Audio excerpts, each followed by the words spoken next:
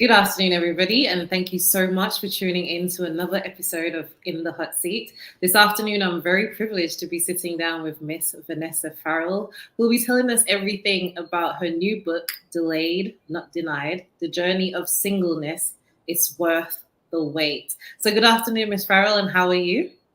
Good afternoon. I am doing fantastic. Thank you for having me. You're welcome, and thank you so much for reaching out because I think it's important for us to highlight individuals from Montserrat who are out there doing amazing stuff in the diaspora, and most importantly, to highlight Montserratian stories, which I'm sure you're going to be doing throughout this fantastic book of yours. But as usual, guys, before we jump into the conversation, I, of course, have to pay homage to my sponsors, Silk Cotton Villa. So I'm just going to show a little video about the villa, so hopefully you will book it one day, and we'll be right back.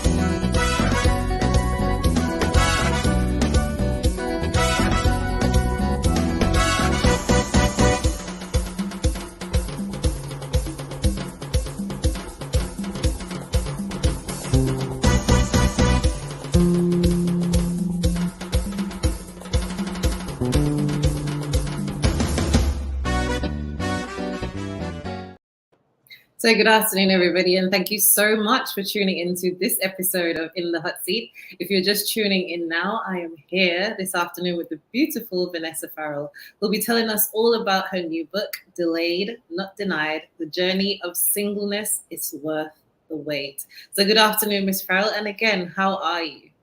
I am doing fantastic. Thank you for having me. You are so welcome. So, as usual, everybody who tunes into this show know that the first question is always for you to introduce yourself to the audience and tell us a little bit about your Montserrat connection. First of all, are you Montserratian? And tell us a little bit about your family and who you're related to. Well, I am Montserratian, born and bred. My navel string is someplace under some ash, someplace down there. But I was born in Montserrat in Parsons Village, and I was in Montserrat until I was 18 years old before I migrated to St. Croix, the U.S. Virgin Islands, where I am living currently, but I did spend 28 years in the States before moving back to the VI. My sister still lives on Montserrat, Patricia Farrell Dawe. A lot of folks might know her for her delicacies that she bakes. So yes, I did leave Montserrat before the volcano. So yes, that's who I am in a nutshell. Montserratian, born and bred. Fantastic. So, thank you so much for introducing yourself there. So, you saying that you left before the volcano? Mhm. Okay. And Yes. you said, was that to go to America? When we left, we went to St. Croix. The entire family moved to St. Croix, and then I spent about 9 months here on St. Croix, and then I left and went to New York. I lived in New York for about 11 years, and then I moved to Atlanta. I stayed in Mhm. Atlanta for about 1 year. That was for work. I worked with the CDC, the Centers for Disease Control and Prevention. Mhm. So I worked with them for 3 years. So after my first year at CDC, they stationed me in Philadelphia, the Philadelphia Health Department, and I stayed in Philadelphia for 2 years working with CDC. And once that program was ended, I decided to stay in Philly. I loved Philadelphia. I bought a home there. And I made it home for quite some time. And then I moved back to St. Croix in 2017. Interesting. So I guess you missed the sunshine, right? Yes, I did. So one of the fantastic things about you is that you're also the CEO and founder of VI Health and Wellness Coaching. Can you tell us a little bit about your organization and the work that you do? Yes, so at VI Health and Wellness Coaching, where I am the CEO and founder, we work with women, predominantly busy women in leadership roles, to help them prioritize and to protect their heart health and to do so without apology. And the reason why we are focusing on heart health is because there's so many women, especially women of color, who are hypertensive or pre-hypertensive, and a lot of them are walking around not knowing they're hypertensive. But for those who know they're hypertensive, my goal is to work with them to provide them some lifestyle changes that they can manage and control their hypertension.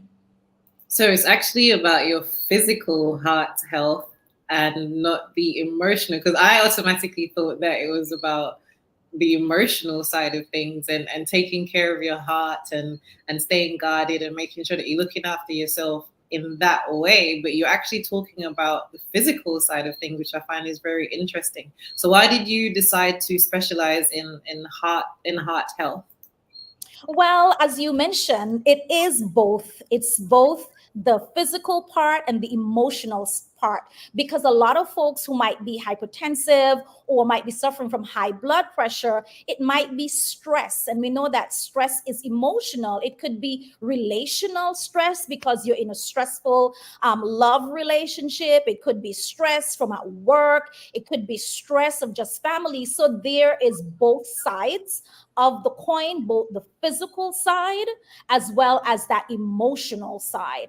So my tagline for my organization is "Let's get to the heart of the matter." So that encompasses all of the heart health issue. I got into this line of work because in 2017, after I moved here, we experienced two Category 5 hurricanes here in the US Virgin Islands. And I was serving at the time as the director of the territory for their communicable diseases division. And I found myself, even though we had just experienced two Category 5 hurricanes, I still, as a leader, had to get up, show up, and do what I had to do despite of what was happening around me. And I became very stressed. I became, it just became very uneasy to really balance the work life and the home life, because I was getting up and going to work every day, but coming home to a house that had no electricity and no running water. And the food supply was limited because we had no electricity. You couldn't really, cook or do certain things. And after feeling so stressed for a while, I ended up going to the doctor, and my blood pressure just kept escalating, escalating. And I had to make a decision. My decision was, do I stay on this job, or do I walk away from the job and take care of my health? And I chose the latter. And I decided through that decision that I would want to work with women who may not have the ability to walk away from a job, to teach them what are the coping mechanisms to balance life and work, because we know women they have a lot of stuff to balance. So that's how I got into the area of heart health, and that's why my focus is women, and especially women in leadership role. And that's such a valid point, because I think most of us, even myself, struggle with work-life balance. So Mm-hmm. I think sometimes as women you can feel guilty if Mm-hmm. you're maybe enjoying yourself a little bit too much. But sometimes you have to make room to rest, make room for the joy, and also most importantly to make room to take care of yourself. And also in the region, in terms of non-communicable diseases, I think diabetes and hypertension are the two number one. Yep. Number one That and number two. Yep. on the list, yeah. So it's very important what you're doing. So thank you very much for doing such Thank you. valuable work. Um, so now you're 54 years old and you decided to write your new book. So you said that it took you about 4 years to write this book, which means that you started writing this book at 50. What inspired you when you turned 50 to write your new book, Delayed Not Denied? The Journey of Singleness is Worth the Wait. Yes. Yes. So, every January, we get very introspective about our lives and what it is we're going to do. Well, 2020 was no different for me, but it was a bit celebratory because it was going to be my 50th birthday. I had big plans for 50. I had a ticket booked, paid for, and I was going to be traveling to Bali, Indonesia. Little do I know what was going to be transpiring later, a few months later. So in my time of reflection, I started to think about, oh my goodness, wow, I'm going to be 50 this year. And by society standard, it looked so amazing. I had a great job, I traveled, all these things. And I said, Vanessa, you are 50, but yet you are single like a Pringle. And there is not one person in sight as an eligible bachelor. I was like, oh my goodness, where did my life go? Like, what, and I started to think about it. And I said, you know what? I'm going to chronicle my journey. I'm going to chronicle my journey as a single woman. And the intention was not to blame, shame, and nothing like that. It was my goal to really look at my experiences, identified what it is worked for me, what didn't work, and then how would I show up in future dating experiences or in a future possibility marriage. So that was the goal of the book, to really look at this season of waiting and figure out, how can I do this well? Fantastic. And is this your first book? Well, this book is my first full book, like from cover to cover. I have been a part of several anthologies, 4 to be exact. And in those anthologies, I was responsible for writing a chapter. So I wrote a chapter in different subject area. The last anthology that I wrote, many of you might have known, it's Passion and Purpose. And in that anthology, I served as one of the visionary authors, where I was responsible for bringing these women together along with my co-visionary to put this compilation of work together. So this happened while I was writing my book. And that book was launched last March. So I've been working in the background on my own book since 2020, and 2024. Valentine's Day was the day that I put the bow on the book, and it was finally done.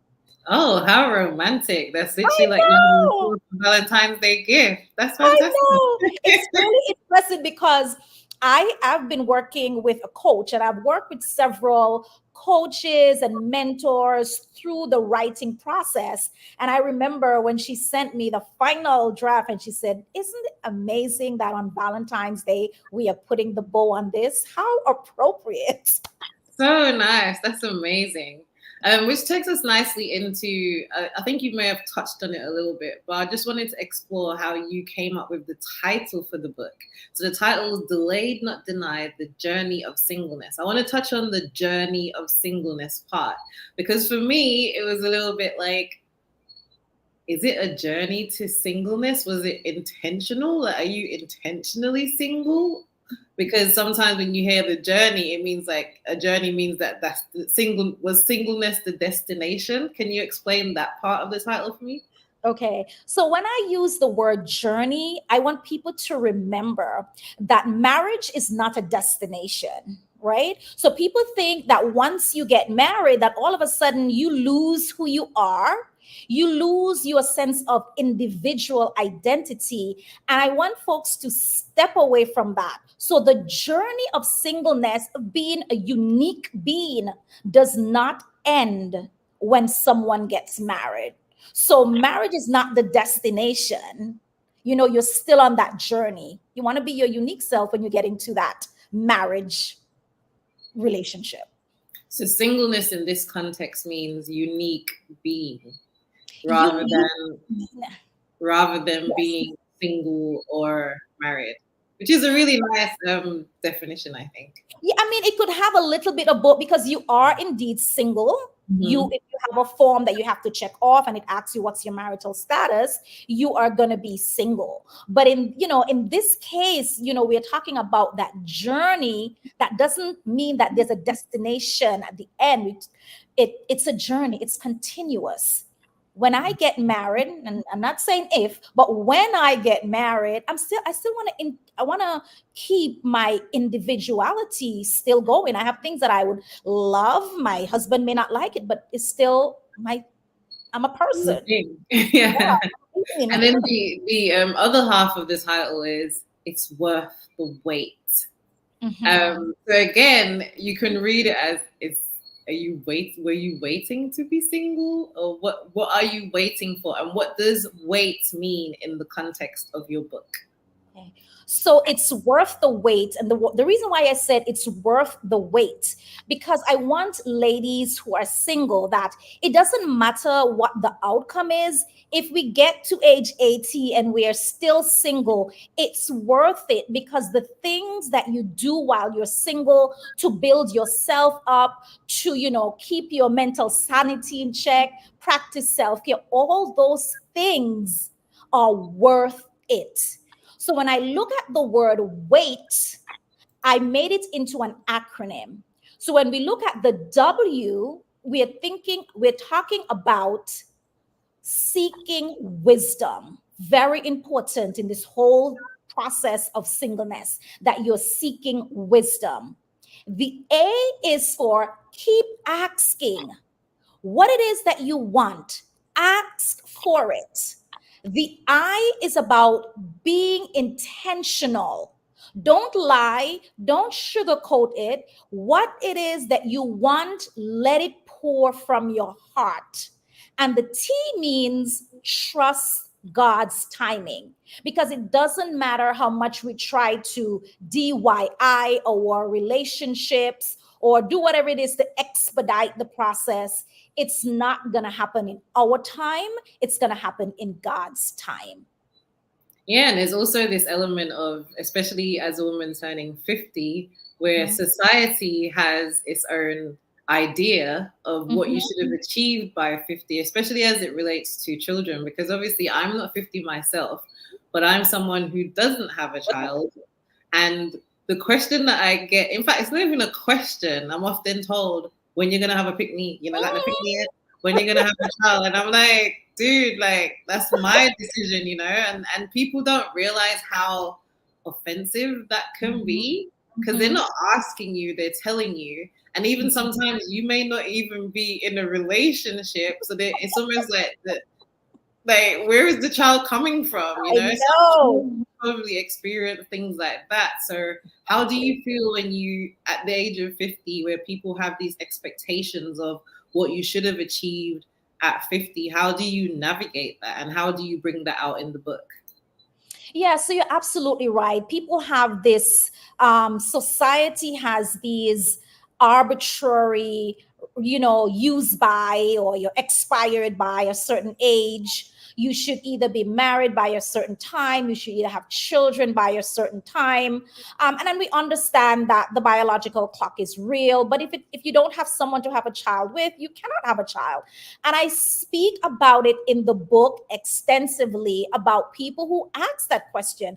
I have so many people would say, well, girl, just have a child. And I'm like, what? Do I go down to Macy's and pick it up, or go down to Arrows postman shop and pick it up. I'm like, what do I do? Like, there's a process involved.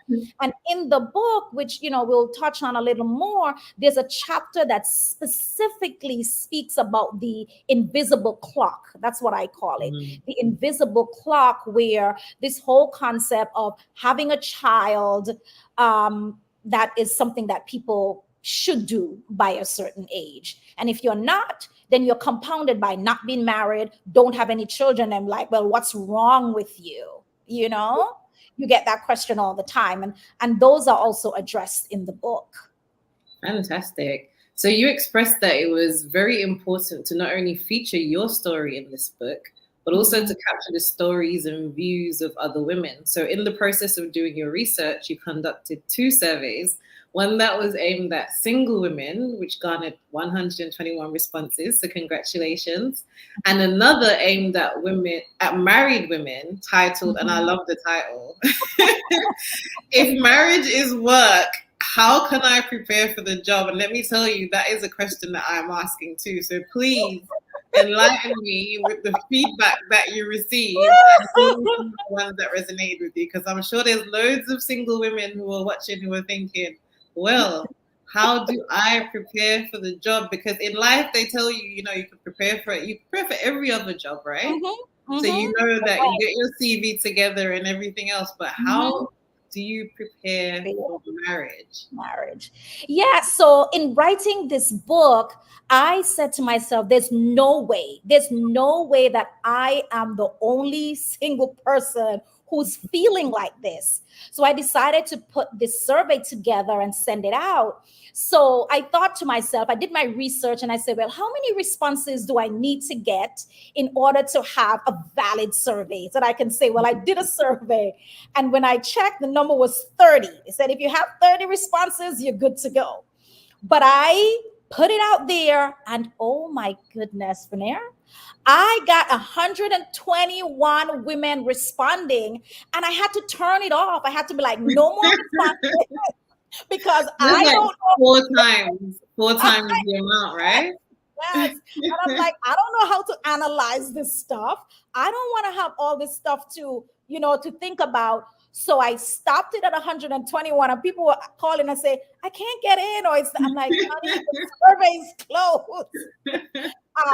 And the responses, I mean, every time I go back and I read it, it tugs at my heartstrings, because there's so many women like myself who are out there, who are single, and they have given up on the desire for marriage, either because they've had traumatic relationship, or they've had relationship that didn't work out, or they just feel like, I'm just tired. People are out there playing games, and a lot of people talk about standards. It's like, I have these standards that men, they do not want to reach those standards. And because there might be other women that might be, more inclined to participate in whatever being offered, they could say, well, if you don't want to be bothered, somebody else will. So you have a lot of women, especially Christian women who have a very strong faith, and there's certain things that they want to leave until marriage. It's tough to be in relations with people who may not understand that certain things are off limits. Yeah. So we got lots of responses. I put the responses together in a little book. Nice. And yes, and it's available. Maybe about next week or so, it'll be available for free, so people can actually read some of these responses that we got from these women. I want to make sure that I share it with the participants first before I share it broadly. And then it didn't stop there, because if the desire is marriage, you want to talk to people who've walked down that path. Yeah. Because everybody I talk to, most married women, when I say, you know what, my heart desire to be married, they say, girl, married a what? Married a what? She was like, you let me. They were like, girl, if I knew what I knew, I'd be single. But your heart wants what your heart wants, right?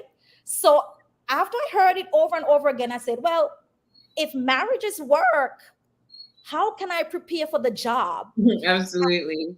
44 women answered the question. They laid out their heart. They talk about what it is, how they knew it was the person for them. They talk about how they maintain love and romance in their marriage. They talk about how easy or hard it was to meld both homes. Mhm. And then, among other questions, one of the questions that I asked was, would you marry that person again? Interesting. And Interesting. not everybody said yes. Not everybody said yes. They were like, I don't know. So Did there you were ask like demographic questions as well in terms of like their ages to yes. maybe find out at what age they got married, and maybe that would make a difference? Because if you got married really early, maybe you didn't get the chance to spread your wings per se. I need to go, but I did ask how long they were married for. I think I Mhm. asked the age. I'm not sure if I asked what age they were at when they got married, but I'll double check. But I did ask the age now, and I did ask how many years they were married. There was some Mhm. women in that cohort that were divorced or separated, because I just wanted to speak to women who were ever married. So we Mhm. had a mixture of women who were married at the time, who were married but now divorced or separated. So you had a good mix of information that was shared. And there's you can't you can't buy this stuff. It Mhm. was just so amazing to hear the transparency that people offered in these responses. Fantastic. So the new book contains 12 chapters, and I think it's important for us to explore a few of them. So you also said that you described the book as a journey from first love to menopause, which I thought was funny. One of the things that really jumped out to me, and also jumped out to me at the start of the conversation, is obviously you're a very educated woman. So you Mhm. said that there was a chapter on your educational pursuits and the fact that you were almost obsessive about getting, a good education. So can you tell Mhm. us why that was so important for you?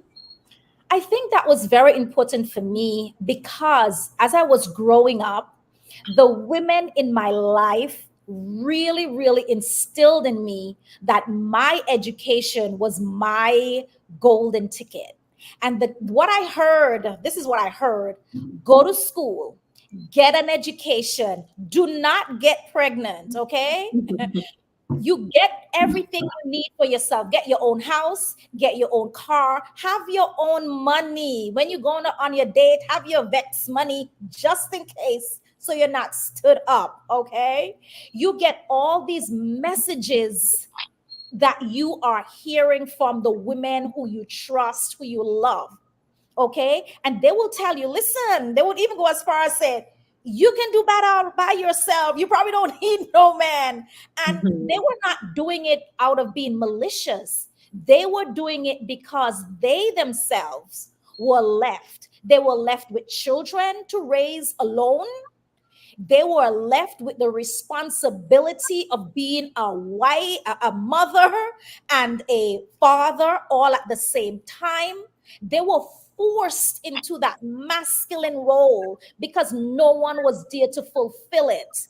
And my mom, my aunties, my godmother, they did not want that for me. They wanted me that if anything ever happened, that I was financially secure and I was financially solid. And the only way that would be possible if I had a solid education.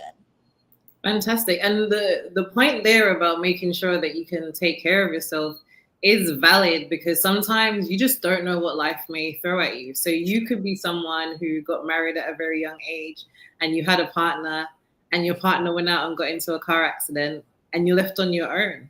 So you True. should always have something to fall back on, because sometimes life is lifing and Yes. you just don't know what is around the corner. So it's not to say, oh, you don't need a man and you're an alpha female or you're a feminist, but it's just having the ability as an adult to take care of yourself, and that is Absolutely. so important.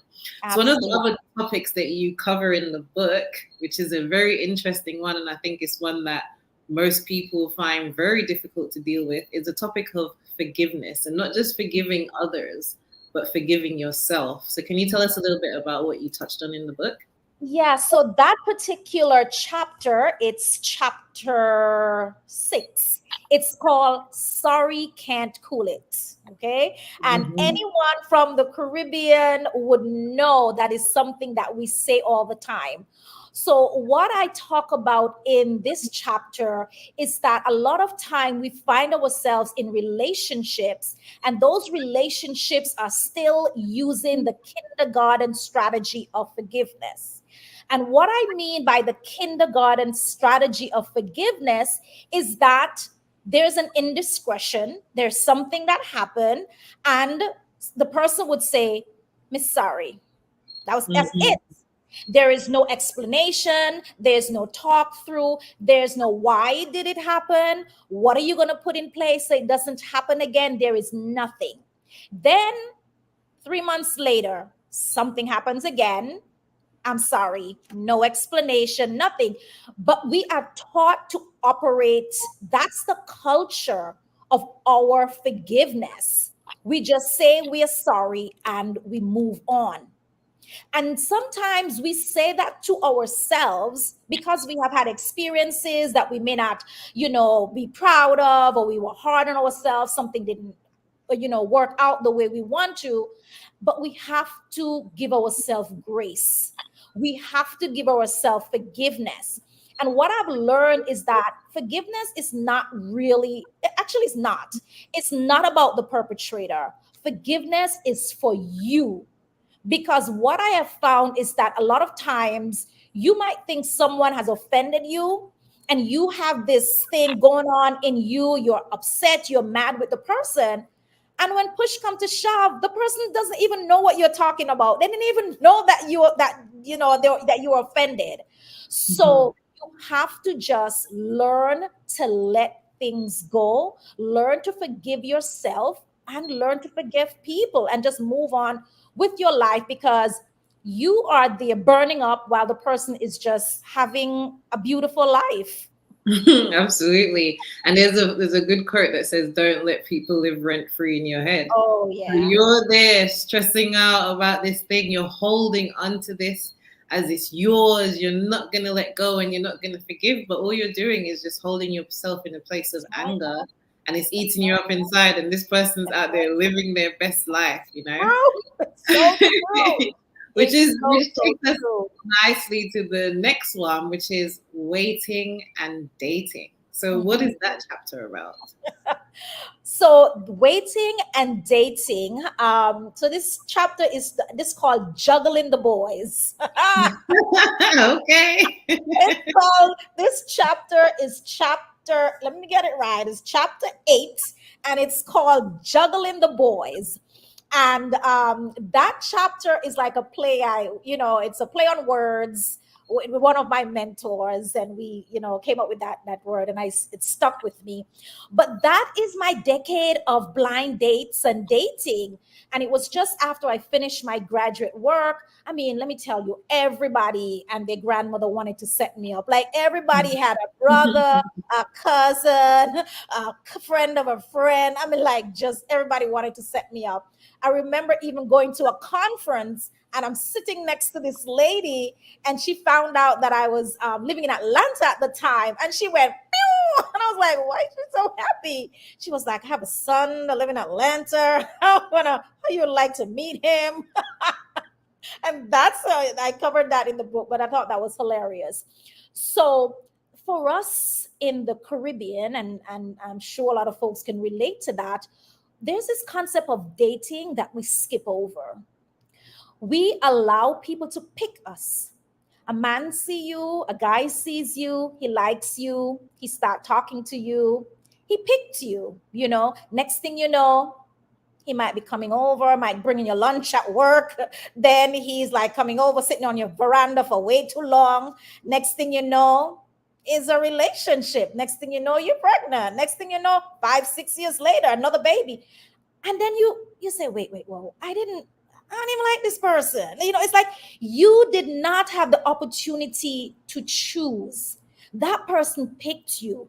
So with this whole thing about dating, I had to come to the realization that I have to learn how to date because I didn't know how to date. Because that was not something that I saw other people doing, that I was privy to. I remember my coworkers at my job in the States, it was like, yeah, I met my husband through a blind date. Or the girls would be like, oh, I'm going on a date this weekend. Oh, I'm going on a date. And I'm like, well, you just went on a date with two other people last week. And I'm like, where I'm from, we don't do that. Mhm. But that's how I realized you get to know people, because dating does not mean mating. And I think that's what people get confused about. Yes. Dating does not mean mating. Dating is strictly for data gathering.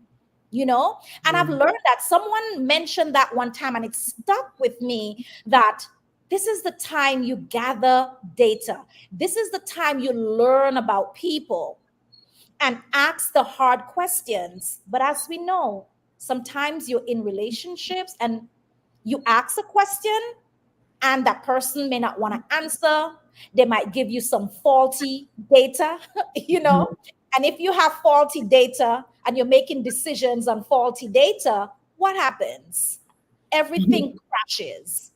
So, Absolutely. being able to ask the right question and do not make things up in your head.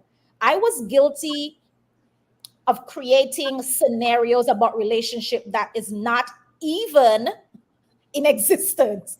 You figure you've gone out with someone, you've gone to the movies a few times, you've gone out to dinner, and then you go like, so, what is this? What is going on? They're like, oh, we just kicking it. You're like, oh, we just kicking it? Like, what? We just chilling? we just we just shooting the breeze? I'm like, what? I'm already over here picking out bridesmaid dresses. This is crazy. So I've learned very early that you have to name it. When Mhm. people go like, we don't need to put no labels on this. Yes, we do. Am I your girlfriend or not? If I Mhm. ask my girlfriend if that person is their boyfriend and they say they don't know, well, it's not. There's certain thing that is very black and white that you should know. So Mhm. there shouldn't be any questioning if we're in a relationship together, if you are my boyfriend or not.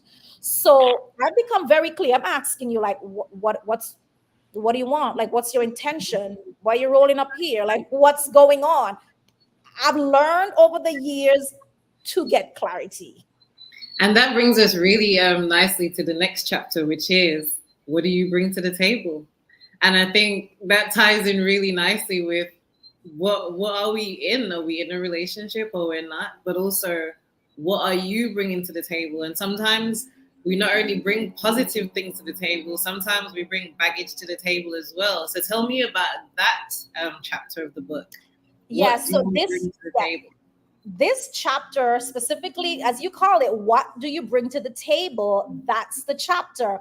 And I remember years back, me and my sister had a very intense conversation about this whole thing about what do you bring to the table, because she's very pragmatic, so she said, looky here. That's also exactly how she started. She was like, looky here, you say you want to get married, but let me ask you a question. What do you bring to the table?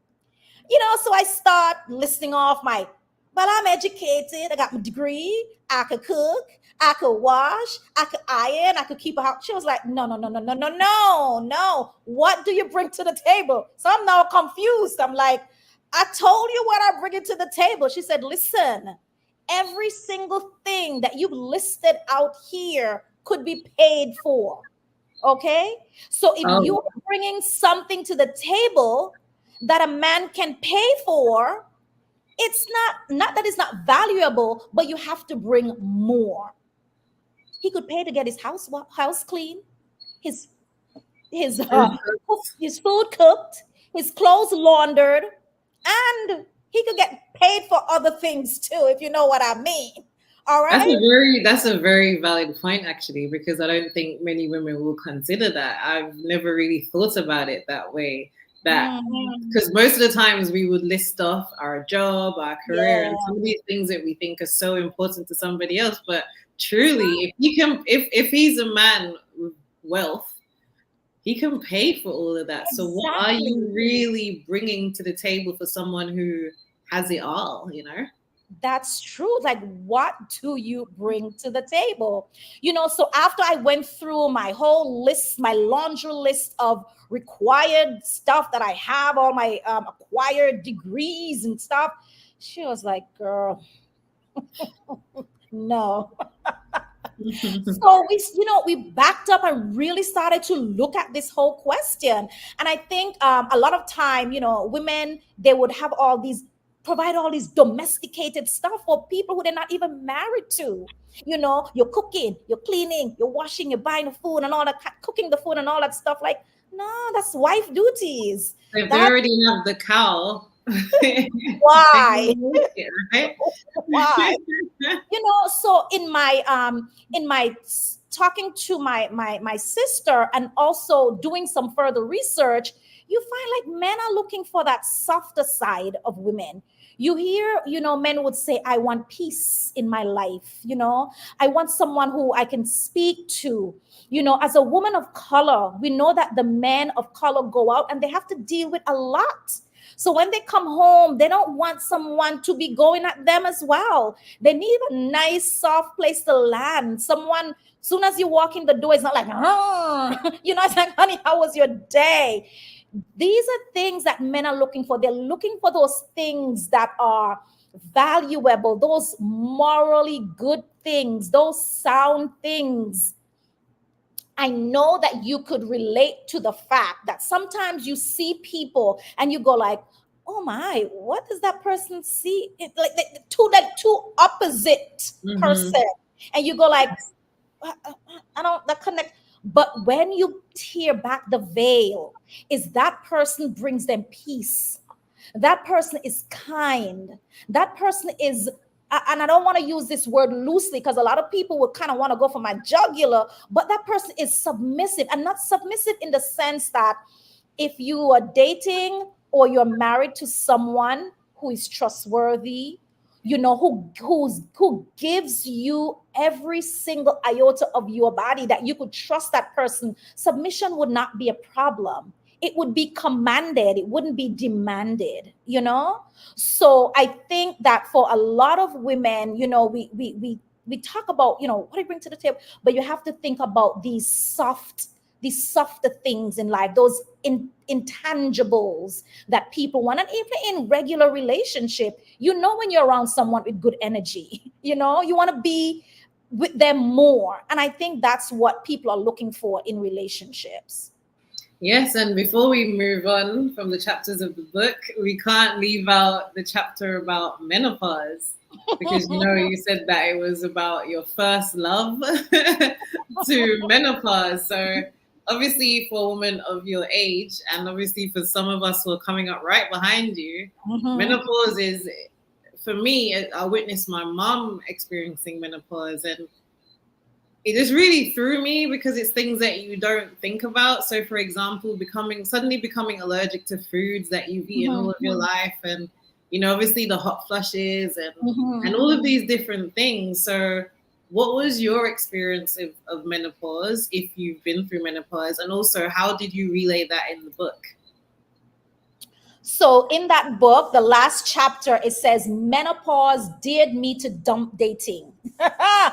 Menopause, and I'm still going through menopause, but I'm telling you, I would be remiss if I did not have a chapter that addressed menopause, because it's real. It's a part of the cycle of women.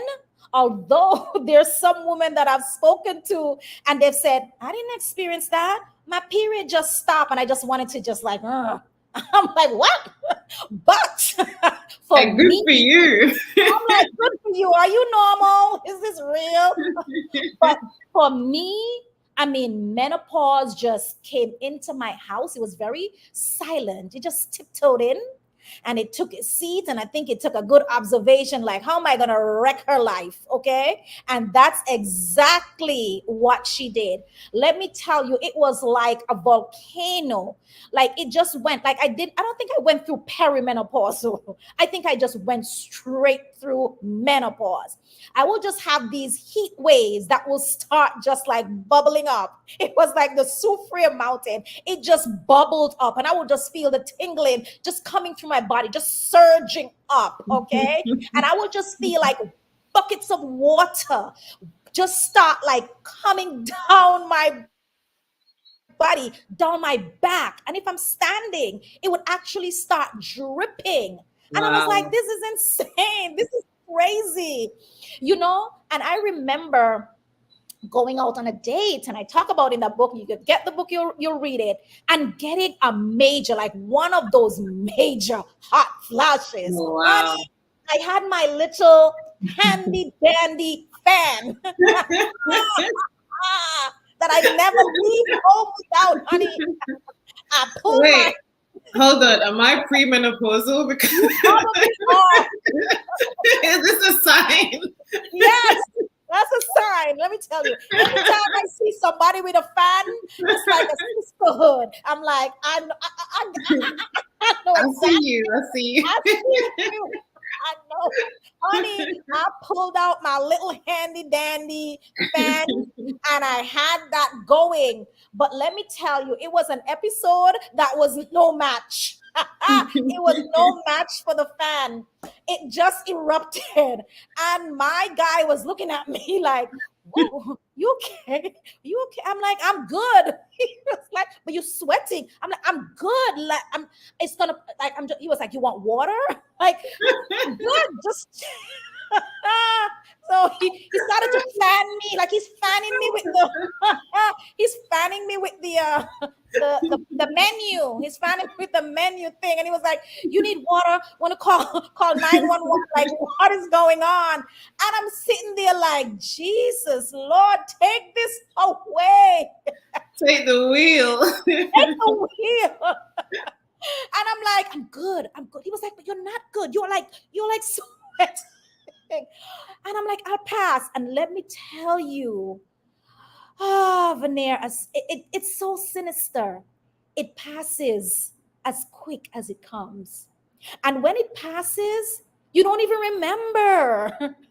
You don't even remember. It's like, like, what just happened? I think it's all probably similar to women who give birth and say they'll never go back again, and then, and Next then thing you 2 years later they're pregnant. And you're like, yeah, oh, what, do you remember? And they're like, yeah. I think it's like that. I think it's like that because let me tell you, this thing was all consuming. But and I didn't want to take medication. I was like, I'm gonna go through this. If it's 3 to 5 years, I'm gonna work it through because I'm reading up all this stuff about hormone replacement therapy and side effects and stuff like that. But I remember going to my doctor, my GYN, and I am complaining about my menopause. And she said, you know what? Let me take a blood test. And the blood test would explicitly let me know what the levels of hormones are in your body. Honey, when she took those hormone level tests and she came back, she was like, Vanessa, I don't know how you survive because your hormone levels are so low or so like they're out of whack. Like there's no way that you could be walking around normal. And not only was I having these sweats and these hot flashes, is that I was just like, it was like anything would just like tick me off. Like things that wouldn't bother me all of a sudden was like an issue. I remember one day I'm coming from the post office and I'm driving and somebody cut me off. A regular day, that would not be a problem. You cut me off. I say, God bless you. May you get to your destination in one place. But honey, I started to follow the guy. Like, follow the guy. I don't know where he was going, but I was What? following him. I followed him. He got into a parking lot because he was going to the vet. He was going to like the vet clinic or whatever. I got in my car and I'm behind him. He stopped his car and I stopped. He got out and I realized, oh my God, it was a police officer and he was in an unmarked car. And Oh, I just held the steering wheel and I wept. I wept because I felt out of control. I felt like, Vanessa, like what are you doing, girl? People get killed doing stuff like this. But at the time, there was the thinking was just, and at that point, I said, I really need to get a hold of it. I really need to get a hold on this because things like this wouldn't bother me on a regular day. And I remember going back to my doctor, talking about the treatment, and based on the blood test, we were able to get formulary. So what formulary is that they mix the compound that is specifically targeted to your specific needs. So whatever my hormone levels were, they were able to do a formulary that would offset those numbers and bring it back into balance. And from the minute I started to take those medication. It came in a pill, a patch, or a cream. And I decided to go with the cream because it bypassed the major organs. It was safer. So that's what I decided to do. And it has been night and day. I mean, I still have hot flashes. I still have my handy dandy fan. I have a fan going here. But you know what? It's not as intense as it used to be. So seek help, lady. You don't have to suffer in silence. you don't have to follow a police officer. And you don't have to fall, you don't have to be a vigilante, as someone said. Yeah, so someone just said that when the Harris said, "Oh, Wenda, hey the Wenda over there, vigilante Cali. following the police." I didn't know it was the police. Yeah. So speaking of challenges though and obstacles, right? Writing a book must be very challenging, and obviously, how did you deal with writing your first official book? And also, how did you navigate, how transparent to be, and what do you give out and what do you keep for yourself? How did you manage that process? Well, it was challenging. It wasn't a cakewalk. It wasn't a walk in the park. And as I said, it lasts 4 years. It was a 4 year process. And to be honest, there were some times there when I was doing the other projects that I was working on, I didn't have full attention to the book.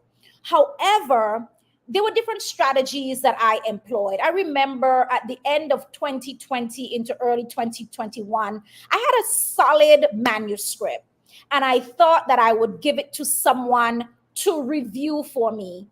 So I sent the manuscript that I had to a mentor, to review. And let me tell you something. I got back 13 pages 13 pages of feedback.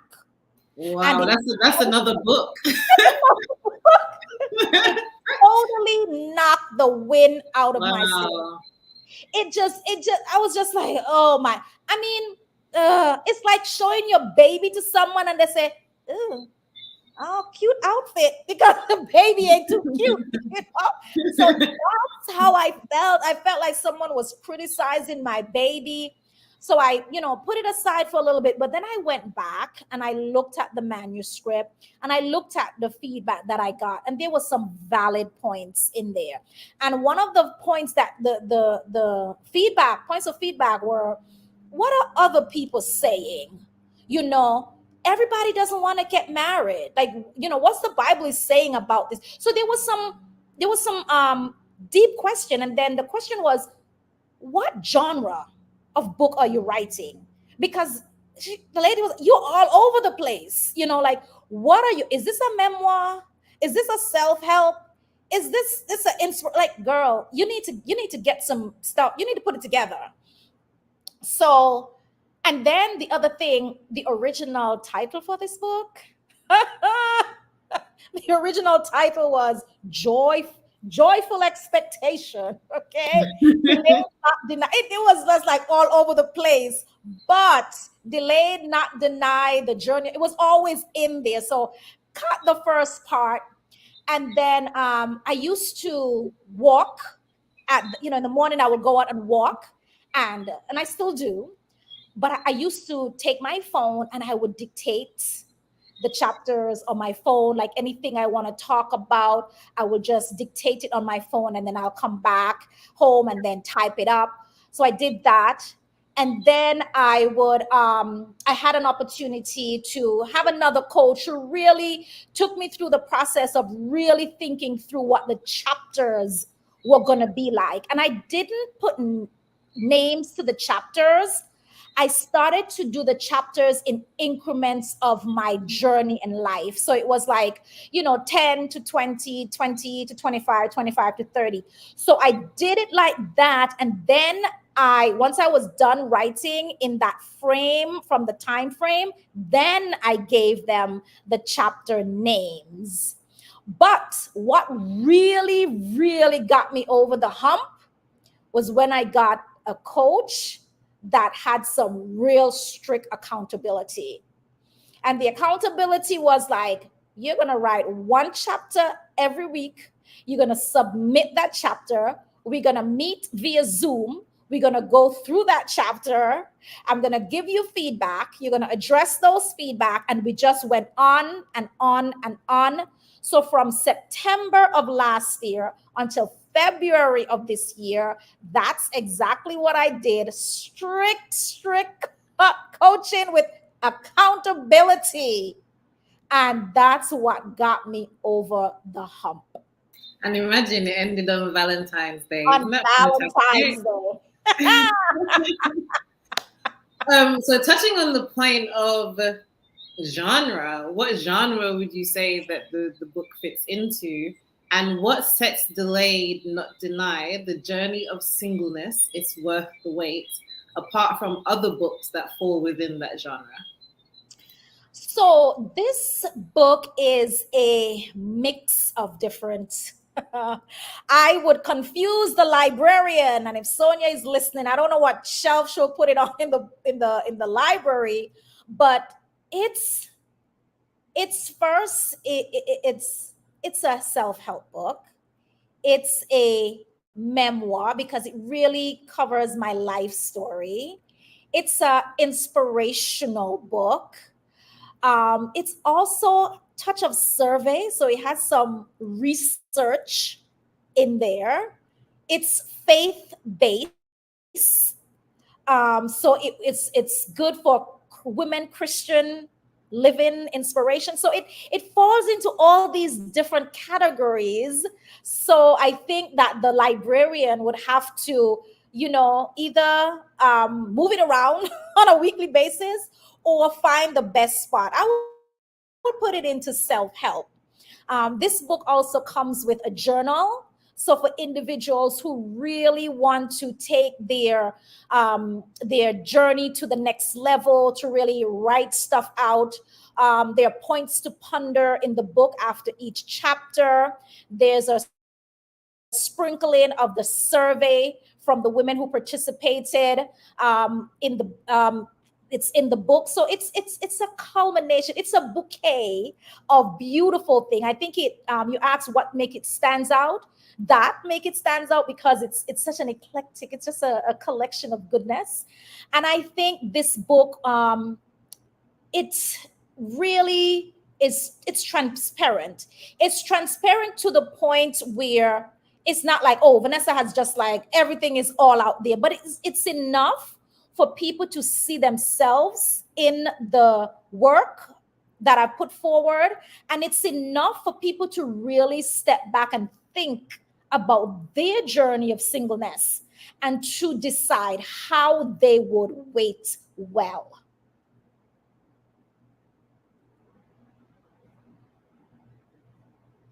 I can't hear you. Sorry about that.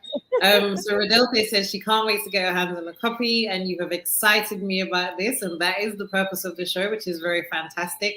And I also wanted to take the time to read some of the testimonials that you've shared on social media. You might not be able to see it on the screen, guys, so I took the privilege of reading them out for you. So this first testimonial is from Miss Anne-Marie Dior, and she said, Vanessa Farrell's well-written, captivating account of her personal journey in singleness is deeply inspiring.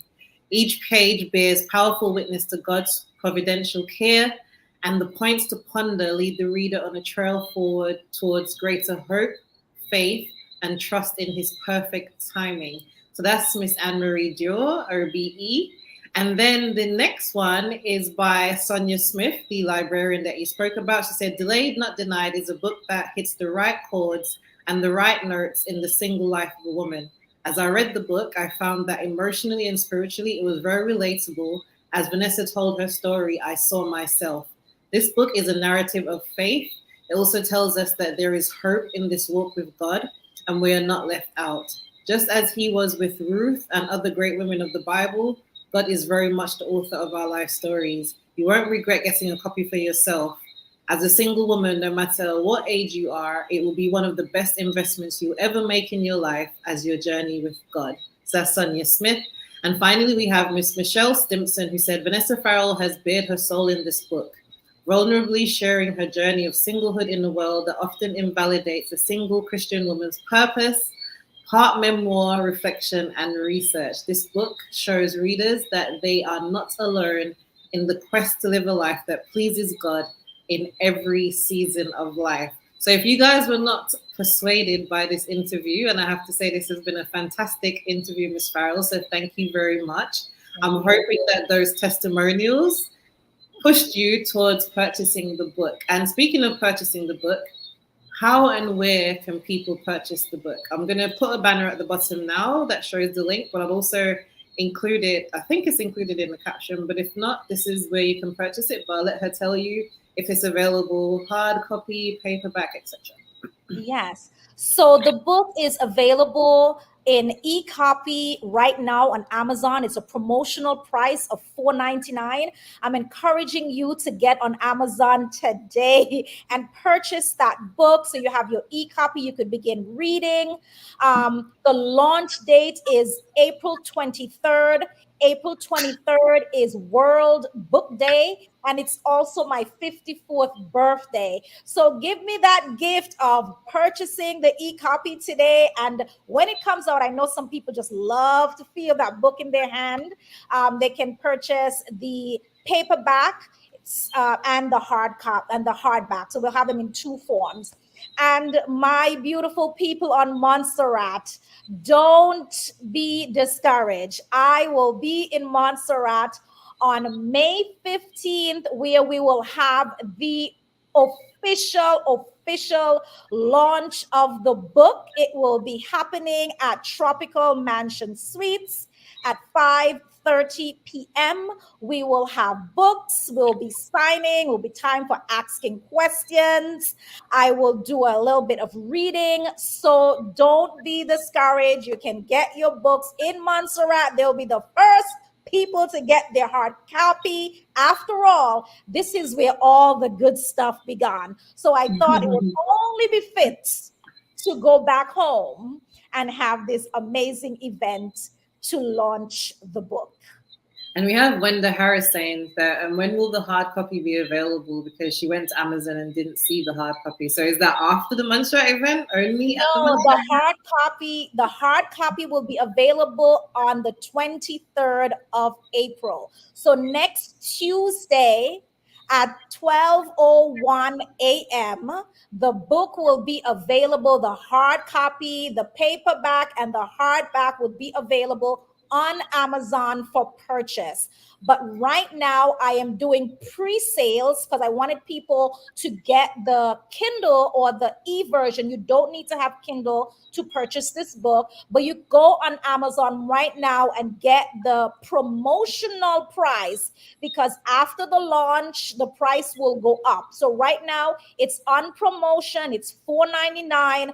Grab your copy, start reading, so that the next time I get on here, you could ask some questions based on your reading. And again, we want this book to get to Amazon as the bestseller. So the more purchases I have, the quicker it is for people who don't know me to be able to find my book on Amazon. And I'm hoping that this book will be an Amazon bestseller come next Tuesday. So I'm asking for your support. Get on Amazon, look for Delayed, Not Denied, Vanessa I. Farrell, and the book should pop up and you can purchase the ebook. You do not need to have Kindle. You can have it reads to the cloud. There's an orange tab right there that says pre-order for $4.99.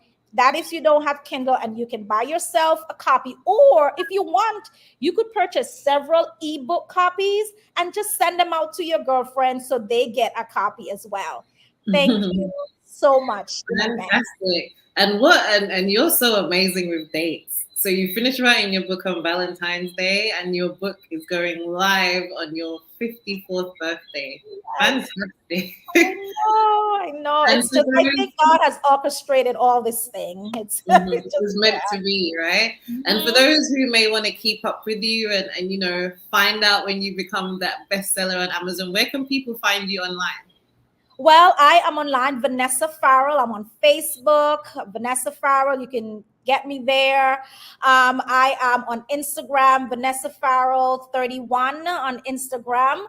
Yeah, and then my website, www.vihealthcoaching.com. We're there.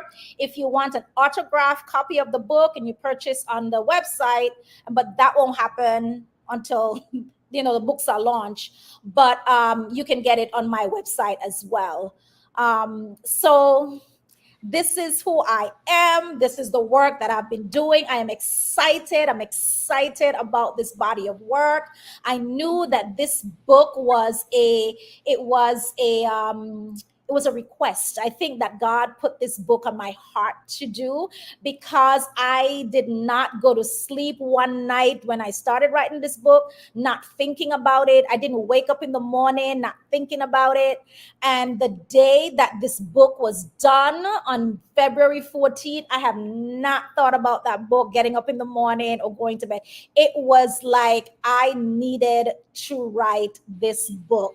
And I know it's going to be a blessing to so many people. This is your first baby and your labor of love that arrived on Valentine's Day. Look at that. I love it. Call her love. Call her love, indeed. So guys, thank you so much, Miss Farrell, for such a wonderful interview. We had Montserrat Focus who said, lovely interview.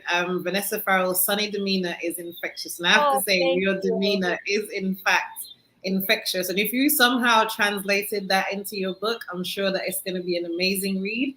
And I personally cannot wait to read it. So guys, thank you so much for tuning in to another episode of In the Hot Seat. Up next, I have the fantastic Stedroy KB, who's going to be in the hot seat this Sunday at 5 p.m. And he'll be telling us everything about his journey from Montserrat to the Lion King stage. So another fantastic Montserratian who's in the diaspora doing amazing things. I have interviewed Stedroy in the past, so I'm going to be likely to show a preview of that. And then next week, Wednesday, here at 5 p.m., I'm going to be interviewing the fantastic Yogi Laser. So if you've ever wanted to hear about Yogi Laser's story, 664 Connect Media is by far the place to be. So again, Miss Farrell, thank you so much for the opportunity. Thank you so much for reaching out and requesting this interview. I'm so happy that we got to meet virtually. And I also want to take this opportunity as well to thank you for the fantastic video that you did in your 664 hoodie. The little minis social media campaign.